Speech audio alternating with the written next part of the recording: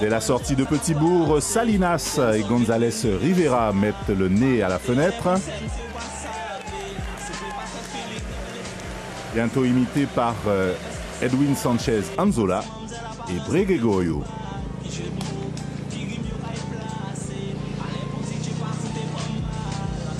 La jonction entre les quatre hommes aura lieu à Ferry. Et pour l'instant tranquille, le maillot jaune gère les autorisations de sortie. En tête de course, Anzola et Rujano, sortis de l'arrière, ont fait le ménage à la faveur de la deuxième difficulté du jour. Et si je puis me permettre, la coque fait mal. Enfin, si je puis me permettre.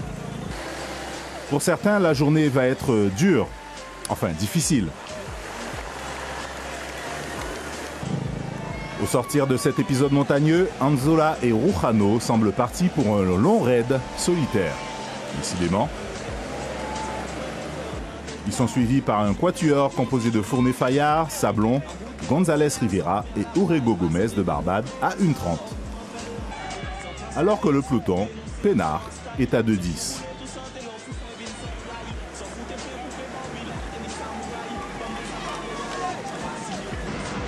Anzola en tête, Luis Sablon en intercalé. On pourrait penser à une course d'équipe de la CCD. Mais ouais, j'aurais bien aimé qu'il lève le pied un peu et que Sablon monte et que ça puisse collaborer beaucoup et puis qu'on puisse prendre des minutes, quoi. Mais bon, il a dit qu'il sent ses jambes, donc on va laisser comme ça pour voir qui avait raison, qui avait tort. Mais bon, s'il peut aller au bout, c'est tout le bonheur que je souhaite. Et vous, messieurs, vous en pensez quoi? Je pense que Urruti a fait son erreur et puis Anzola veut égaliser. Hein, il mène 1-0 dans la bêtise et Anzola se dit bon, on y va, je vais égaliser. 1-1. Ils auront de quoi se parler dans le peloton. Un partout balle au centre pendant que Anzola et Rujano coopèrent parfaitement. Le groupe de chasse se disloque. Et Sablon et Urrego Gomez se font finalement reprendre par le peloton à Destrélan. En entrant en Grande Terre, la situation est donc la suivante.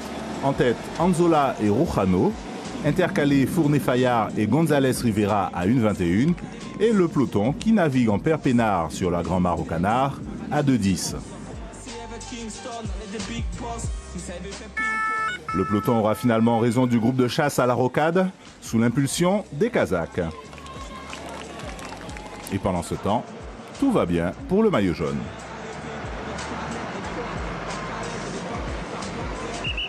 À Vieux-Bourg-Morne-à-l'Eau, la plaisanterie a suffisamment duré pour Anzola, qui décide de déposer le Vénézuélien.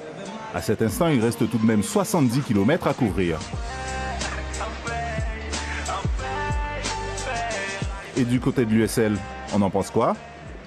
Comme je l'ai monté à côté de lui, il m'a dit bon, comme match où vraiment Anzola comme Anzola c'est quelqu'un qui est vraiment très puissant et comme Rujano n'est pas puissant. Bon, il m'a dit qu'il préfère de laisser Anzola partir et attendre le portant en arrière. Bien sûr, Fabrice. J'espère que les jeunes de l'USL ne vont pas entendre cela. Petit moment de flottement à Perrin, alors que des attardés croisent la route du peloton. C'est la moto du direct de Guadeloupe, la première, qui oriente la course, évitant de peu la catastrophe. L'occasion pour nous de rappeler que Guadeloupe, la première, est un partenaire majeur du Tour et entend être traité comme tel. À Dubisquette, c'est le début des grandes manœuvres. Promski, deuxième du classement général, ébranle la troupe, sans conséquence pour Guillonnet. Ceci étant, l'avance d'Anzola diminue à vue d'œil, moins d'1 minute au sommet de Maslas, au moment où l'USL condamne l'échappée du sociétaire de la CCD.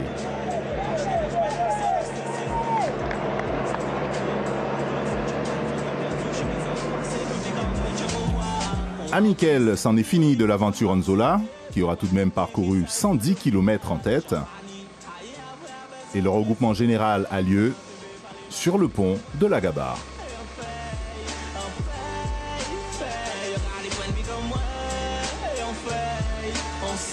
En route vers Sainte-Rose, un groupe d'une dizaine d'éléments se détache. Il y a là Alvarez de Inteja, Blondin et Locatin de l'Excelsior, Nissing de Rock Palace, Almeida de la Team Proimo, Barolin, Nava, Sami Orignac, Nicolas Dumont, Jonathan Salinas, Marcel Pechgue l'Allemand, Fedorov le Kazakh et Pruno de la CSCA. Les hommes de tête restent groupés jusqu'à Versailles.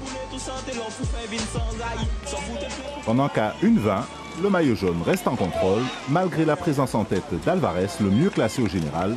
Il est 5e à 1:33.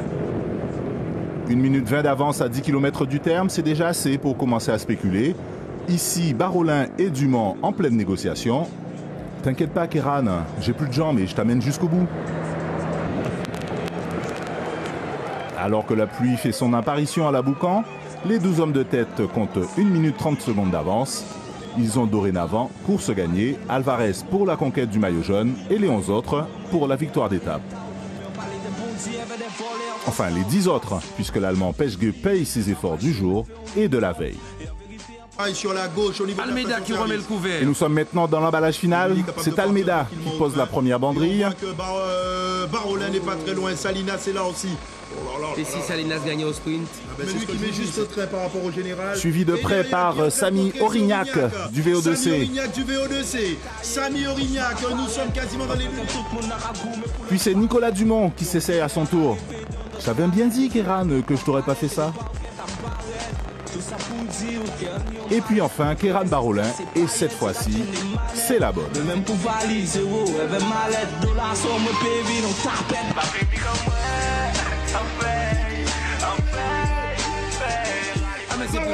Barolin, à mon avis, on va pas revenir. Bruno fait l'effort. Mais Barolin, c'est qui? Oh, peut-être Barolin.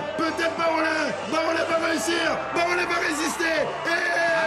Jordi Pruno, deuxième sur la ligne, s'en voudra toute sa vie. Barolin remporte une très belle victoire à Sainte-Rose et offre à la Guadeloupe une deuxième victoire d'étape.